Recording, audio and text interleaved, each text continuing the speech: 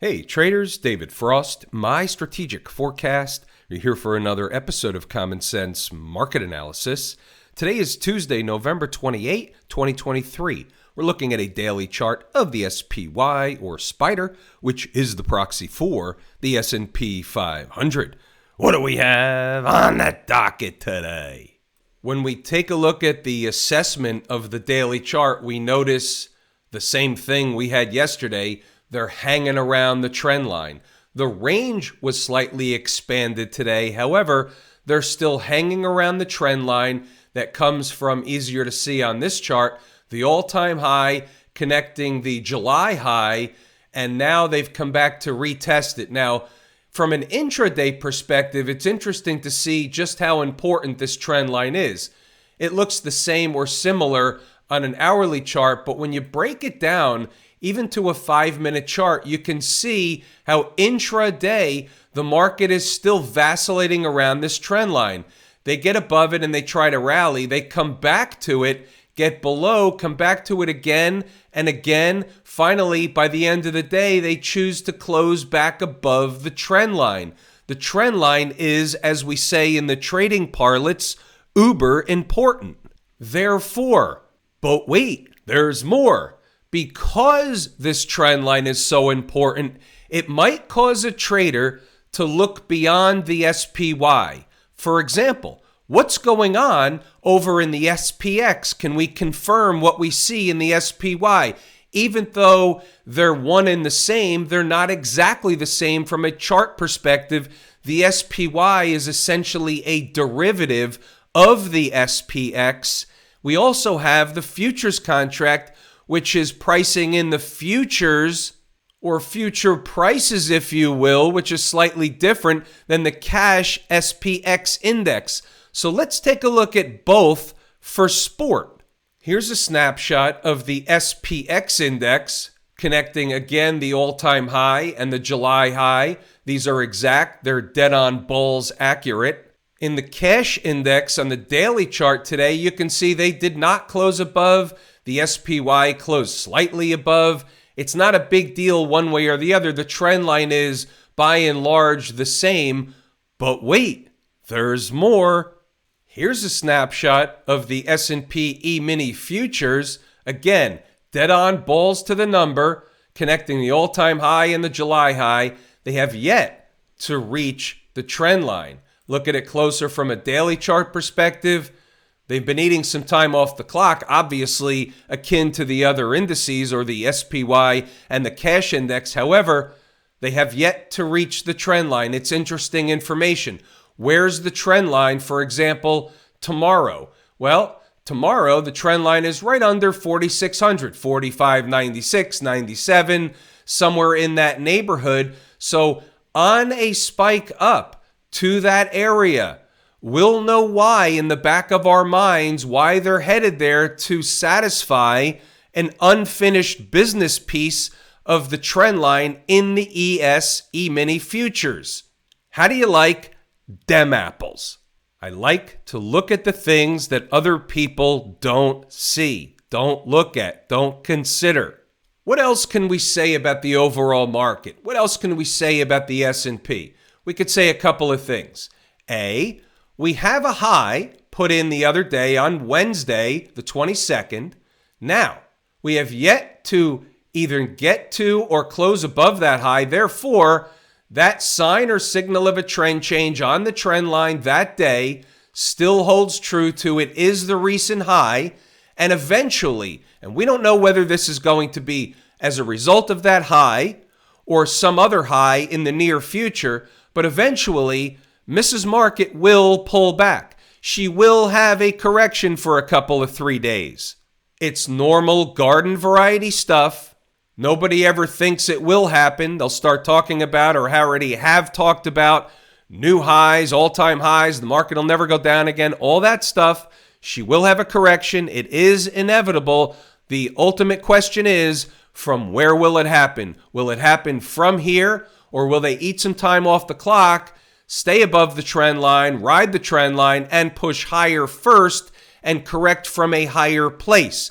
We don't know the answer to that before the fact. However, what we do know is right now we take the market at face value, and face value says they're eating time off the clock. They're building energy, riding the trend line for a push higher. However, if they start closing below the trend line on a daily basis, it adds evidence that they're going to pull back before moving higher. How much of a pullback? We take it day by day. That's where the intraday activity comes in, the live trading room inside the numbers. Right now, from a bigger picture perspective, but on a short-term basis, we're using the trend line as a benchmark. Above is bullish, below a pullback is in order and can happen. We're using the trend line or calling the trend line the pivot. What about inside the numbers today?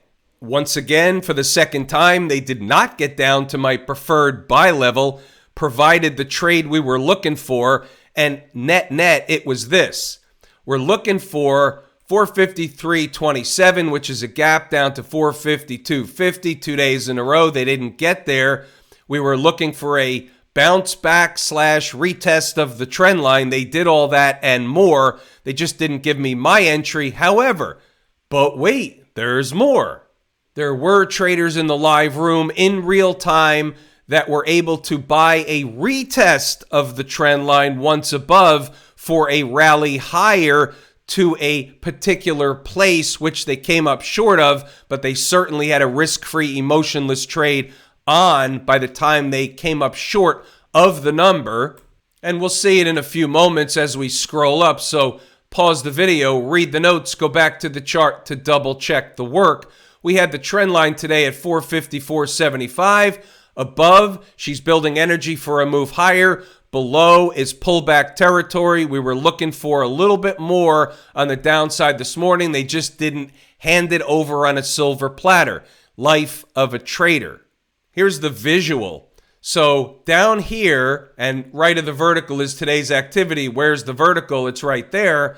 So down here, I was looking for 453.27. They came up short. The ride was back to the trend line and above. Above is for the trailer, and they got above. But what I was talking about before was this area over here where once they established price for a little while above the trend line, we started discussing in the live room that a retest from above the trend line, as long as they don't get back below, is a bullish signal. We did have traders take a long trade there. They did take a ride. Remember, pause the video, read the notes, go back to the chart, and double check the work. You're going to see in a moment where that ride was headed. It was 456.45. That was the next number above. They didn't quite get there. They came up slightly short, but they certainly gave you the majority of the ride. We also inform traders in the live room and inside the numbers that you don't make them go to the number to exit on a long trade, for example, up above. You exit in front of a number. You let the, as they say in the trading parlance, greedy hogs have the scraps at the end. 456.45 was that number. The high of day happened to be 456.27. So they came up slightly short on the downside, slightly short on the upside. Interesting how that's almost the same prices, meaning almost the same distance, slightly more short than they came up short here, more short on the downside by a few pennies. But that's quite interesting today. That doesn't happen all that much. We'll just say that this one was sponsored by Trick & Company to yours truly today. Didn't really get tricked, they just didn't get to my numbers. So I'm blaming it on Trick & Company. Gotta blame somebody. Basically, I summarized the day. Again, read the notes, go back to the chart to double check the work. From a stocks on the move perspective, we had 4 on the board. None of them hit their entry objectives, so they're off the board. Twilio came close, but no cigar. That's what basically happens in a quiet tape. They take a lot of the trading opportunities from the intraday traders with a low volatility, low participation type tape. What's going on over in Camp IWM? Couple of things. They're eating time off the clock in a bullish formation.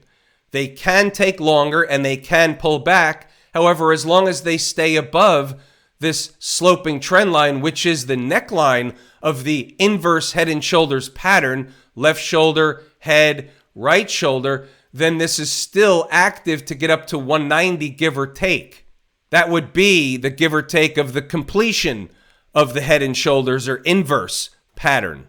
If they were to get below the neckline, close daily below the neckline, it would take the textbook TV pattern off the table. Doesn't mean price can't move higher later, just means the textbook pattern would be retired. It's off the table. From a weekly chart perspective, do they need to eat some time off the clock for another week or so before trying to get into these moving averages? That's possible. Will they retest the trend line? That's possible. All we have to know is as long as they stay daily closing above the trend line, she's bullish. What about the folks down at the transportation department? My second favorite market leading indicator next to Camp IWM, but a number one canary in the coal mine. So now we've got a second day down in a row for team transports when the spiders are basically flat, up 45 cents, Qs are up, IWM was down.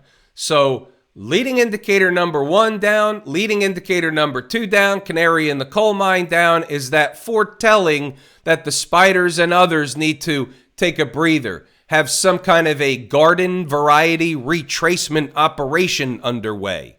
Remember, the market just ran a sprint from the October 27 lows to where they are now at the trend line. Taking a pause, taking a breather, having a retracement, corrective move is garden variety the way the markets work. Work off some of the overbought quote-unquote condition. Get back near home base just like the transports are doing. First, they have to make everybody believe they're not going to do that before they actually start to do that. Little stutter step with the do over there. Where's a big-time spot for team transports? Well, it's pretty obvious to me. Check this out. So we'll use this line here, and then we'll get rid of the thing that I don't want, which is the other piece of that. So give me a second here. Get rid of the extension. And what we have here is a market that ran up to this place. And after they ran up to that place, Mrs. Market said, hey, that's enough for now. And she pulled back. So therefore, above that place is considered a breakout area. So they did do that. They have a breakup candle low. So there's two things there. There's a breakout area and a breakup candle low. And if you extend this over here, you say, look, if they spike into these moving averages, run a test of the vicinity of the breakup candle low, the most recent breakout area in the sequence, that should be what? You got it. Garden variety chart support. Write that down, put it on a sticky note, because you can trade that, not necessarily in the transports themselves if you don't want to, but there are other opportunities. You could buy the ETF, the IYT. The chart looks different, but you go off the thing, not the derivative of the thing, but you go off the thing. In this case, the thing is the transports, the DJT. You see how the IYT is slightly different. Here's that like area, which is nowhere near the breakup candle low. So we can't say that these charts are the same. Why? Because they're not. Now, this breakout area may coincide with the other place. However, it doesn't look the same. Therefore, I go back to the thing. Let's go off the thing. The other thing you can do is you go over to anything like Yahoo Finance or any of the companies that sponsor the exchange-traded funds, like, for example, go to the IYT, which is an iShare, and you go take a look at what's inside of that. What are the holdings? You take a look at the top 7 or 10 holdings, and guess what? Those are going to move when the index moves, vice versa. That's the reason it moves. It's the chicken or the egg.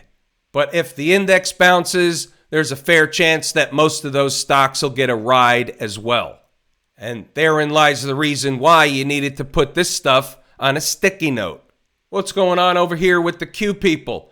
Again, same routine as the spiders. They're eating time off the clock in a bullish, flaggish formation. at an important place, building energy to move higher. And by the way, if they cannot move higher, and the high from the other day over here on the 22nd holds, then they will have a garden variety retracement.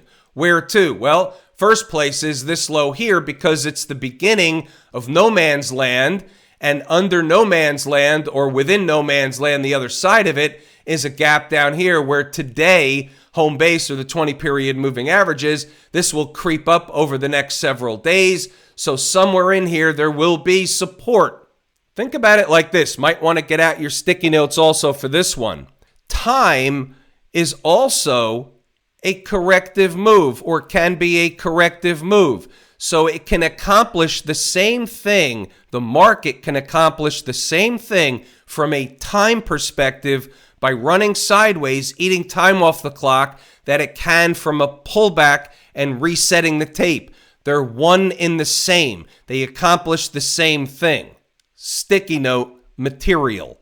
What about the financials? Any issue with the financials? No, they had a flat day. So there anything to talk about that we didn't mention yesterday? Absolutely not. We can simply just move it along. If you want to know a little more detail about the financials or the XLF, you can revert to yesterday's video. They didn't do anything. What about Smashmouth?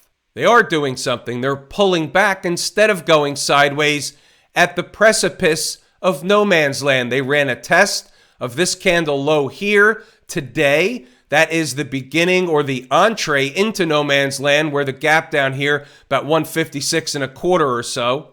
But if they stay above the high from the 14th of November, then this is just a pullback, resetting the tape, letting home base creep up to price, building energy for another move higher. Either way, it's bullish above all the moving averages, which holds true for any of the charts. The trend is your friend until your shit gets thrown out the window. If I told you how much I appreciate each and every one of you, without you, these videos are not possible. That is true and accurate information. We're pulling the ripcord here today. I'm David Frost, my strategic forecast. Thanks again for tuning in to another episode of Common Sense Market Analysis.